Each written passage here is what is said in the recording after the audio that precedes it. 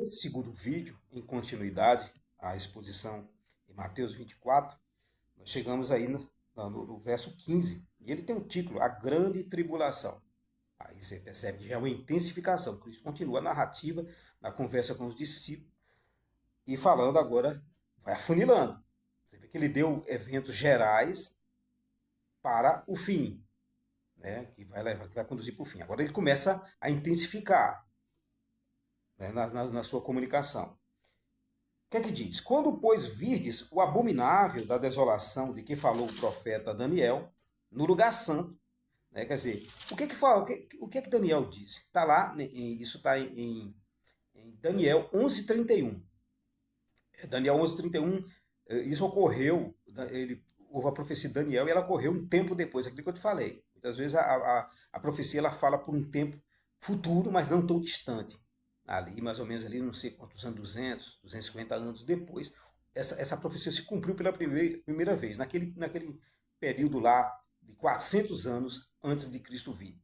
Que, né, termina em Malaquias, o último, como é que diz? Profeta, depois houve silêncio de Deus por 400 anos. Nesse período aí, houve muitos acontecimentos. E a Síria dominou uma parte do mundo, e principalmente dominou ali o Oriente Médio, e Jerusalém ficou debaixo do domínio da Síria. E um rei chamado Antíoco Epifânio IV, ele feroz, terrível, né, perverso, ele tentou destruir a religião judaica. Né, e ele sacrificou um porco, né, no altar de Deus. O porco é um animal assim, detestado pelos judeus, um animal imundo. Imagina aí um lugar santo, lugar que os pães da proposição, que só podia entrar o sumo sacerdote, ele sacrificou um porco. Então, a ideia de abominação desoladora para o judeu, a primeira foi essa. Mas a gente vai perceber aqui que Cristo está falando naquilo que eu comentei no vídeo inicial, que muitas vezes ele fala para um futuro próximo, depois ele fala para um futuro mais longo e depois ele fala para os últimos dias. A gente vai perceber que ele está falando para os últimos dias. E o texto vai dizer isso. Né? Então ele está dizendo, quando vides a abominação desoladora. Então esse nós vamos caminhar aqui no capítulo para ver de que forma a gente vai ver essa abominação desoladora agora nesses anos. O que seria essa abominação desoladora? No 16, então os que estiverem na Judéia fujam para os montes, e quem estiver sob o eirado não desça a tirar de casa alguma coisa. Quem estiver no campo não volte atrás para buscar sua capa. Ai das que estiverem grávidas e das que amamentarem naqueles dias.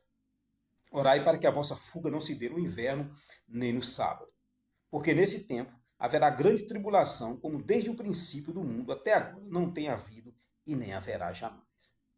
Então, assim, quando ele chega no 21, ele está falando de algo diferente. Ele está falando de que Daniel 12 falou, lá no capítulo 12, que nesse tempo do fim, já na consumação do século, haverá um tempo que a doutrina vai chamar a grande tribulação. A própria Bíblia vai falar da grande tribulação. Essa grande tribulação, a Bíblia está dizendo que nunca vai haver um tempo como esse. Então, nós estamos na iminência de viver um tempo pior do que quem viveu na Primeira e Segunda Guerra Mundial. E lá foi sofrimento. Então, a gente tem que se preparar, tá de sobreaviso, tem, porque a coisa não é brincadeira, não. Os versos anteriores, muitos estudiosos dizem que se cumpriu uma parte já. Naquilo que eu te falei, que a Bíblia ela fala por um tempo próximo, depois por um tempo bem mais longo. Então, no Império Romano, já no ano 70 depois de Cristo, né, uns 40 anos depois da morte de Cristo, mais ou menos, ah, houve isso aqui. O general Tito, né, tentando sufocar uma revolta dos judeus, vai a Jerusalém, cerca Jerusalém. Mas antes de cercar, os cristãos que sabiam dessa profecia aqui de Cristo fugiram de Jerusalém para os montes, muitos escaparam. Novamente Jerusalém vai ser invadida, agora vai. Ela vai ser invadida no final dos tempos da mesma forma. Como é que diz? O final de tudo, ela converge de novo para Jerusalém. Então, muitas vezes você vai ouvir um pregador renomado da igreja presbiteriana dizer que Israel é uma nação comum como qualquer outra. Eu discordo veementemente. Tudo vai acontecer lá. Inclusive o Armagedon, o Megiddo é lá, Gog e Magog, que eu entendo que é o mesmo evento. Tudo vai se dar lá. Né? A gente vai ver se isso aí há muita discordância, se é o mesmo evento, mas é uma questão para outros estudos. Agora, quando ele diz isso aqui, Porque nesse tempo haverá grande tribulação, como desde o princípio do mundo até agora não tem havido e nem haverá jamais. Aí ele joga para o fim. Aí você percebe que o foco de Cristo não é aquele meio lá de 70, é agora, é esse final. No 22 ele vai dizer, no 22 ele vai dizer, se não tivessem aqueles dias sido abreviados, ninguém seria salvo, mas por causa dos escolhidos, tais dias serão abreviados. Muitos hoje entendem esse texto aqui como os dias diminuindo e o tempo passando mais rápido.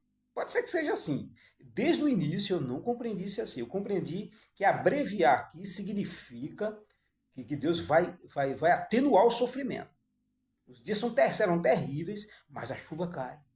Se você olha, Deus trouxe esses 2 dias, chuvas maravilhosas, foi na sexta-feira. Eu fico perplexo, em adoração, numa alegria tremenda. Eu estava fazendo uns trabalhos externos, fiquei vendo tudo. Deus me fez ver tudo. Passei por uma chuva assim, foi chuva de 1 hora e meia.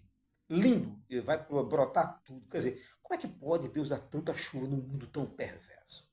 Quantas pessoas matam, traem, tanta desgraça que há, assim, em qualquer família. Pensa isso num estado, num país. É muita coisa ruim subindo. E a Bíblia diz que Deus é tão puro de olhos que não pode ver o mal. Então, como é que ele está suportando? Como é que ele não está vindo destruir? É por conta disso aqui. Né, se ele não tivesse abreviado, ninguém seria salvo. O que é que ele está dizendo? Que a graça vai operar.